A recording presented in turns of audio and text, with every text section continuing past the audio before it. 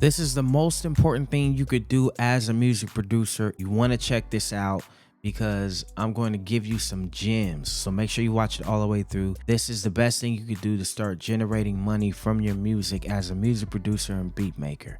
Let's get into it. Before we do, make sure you like, comment, and subscribe if you're feeling the vibe. Also to help us build this tribe, because that's what it's really all about at the end of the day. Let's get into it. As a music producer or beat maker, the best thing that you could do is build your catalog, and not just build it on your catalog. And when I say building on your catalog, this means make a bunch of music, right? Not just loops, but fully arranged beats. Mix them to the best of your ability. They don't have to be like perfectly mixed. Just make sure that they're mixed clean enough to where the artist can listen to them and get the vibe and feel where they want to go with the beat. Title your beats as well to where it actually paints a picture and captures the energy of the music, something that the artist could see and get inspiration and motivated to write a song to. Usually a theme, a dope theme. Name your beat something that you know could go and create a dope song.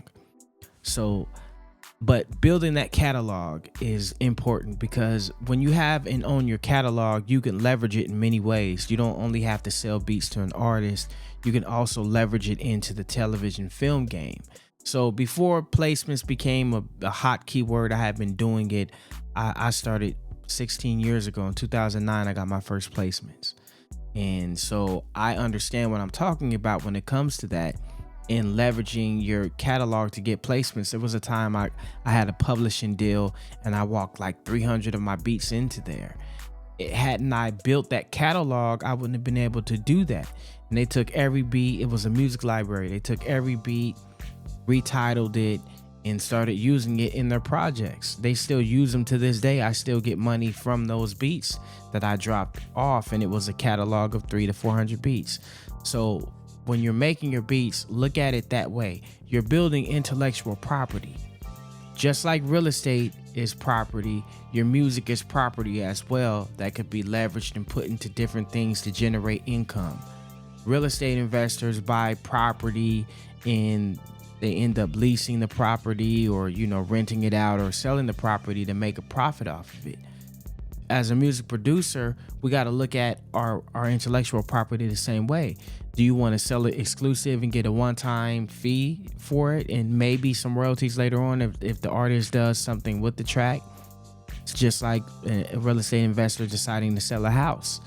If I'm in this investment this much, if I sell it for this much, I make this much profit. But after that, the house is no longer mine. It belongs to the new buyer in the bank that we did the deal with, right?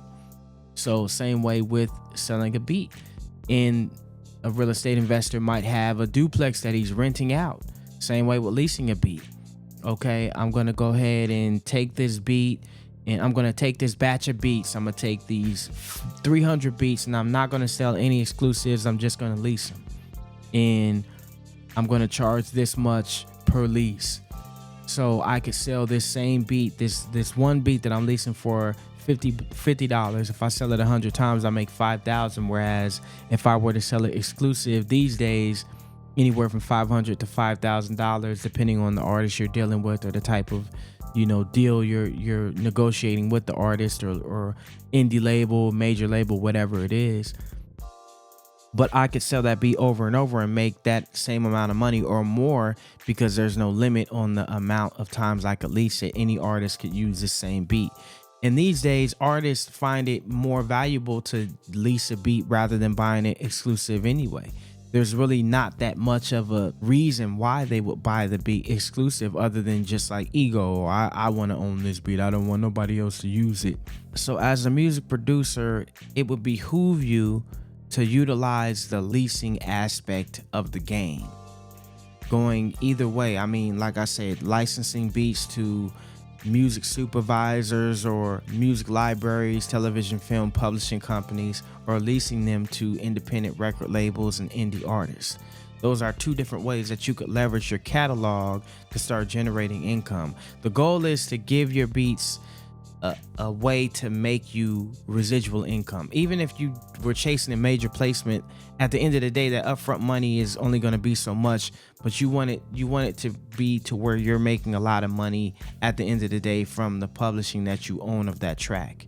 And whether that is if that artist gets it placed in a television, film, or somewhere on the radio, or if, you know, even the streaming income. In these days, streaming doesn't pay that much, and depending on the artist you're dealing with, you never know how much of that song that they own. They could have like 10, 15 writers on it. So that makes your share of that actual split way smaller. So I always go for how much ownership, which situation is going to give me the most ownership and the bigger percentage that I deserve. So when you're leasing a beat, like I said, and you could do it to where any artist that leases a beat from you still has to pay you streaming royalties from it.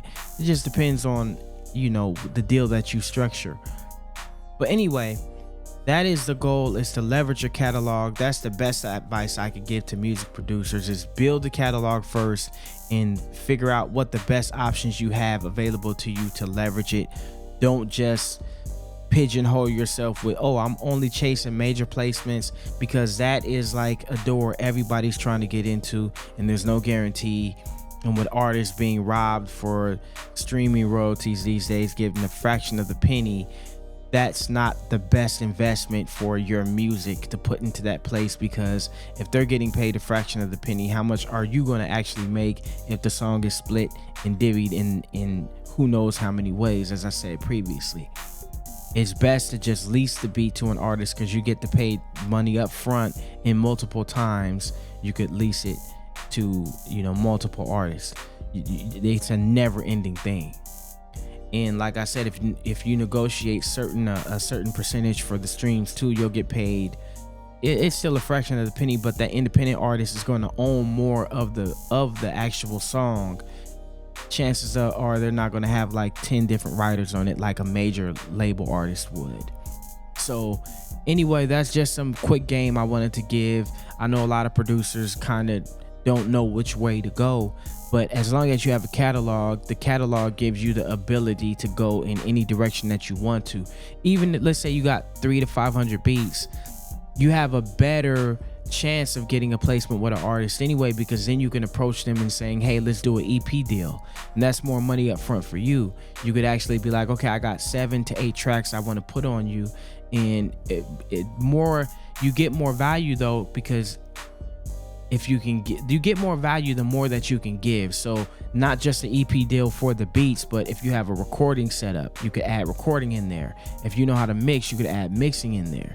If you know how to get the music onto the DSPs and you have your own distribution kind of account with DistroKid or TuneCore or whatever, that's another value that you could add to the deal. And the more value that you add, the more it's going to be worth, and the more that you could charge for that. So anyway, that's just a little gem, and I hope you take this with you and utilize it and start running your music production business. A lot of the problem in today's music production field is that producers aren't leveraging their beats, and they're not even trying to do anything with them. They just make the beat and leave it on their hard drive collecting digital dust.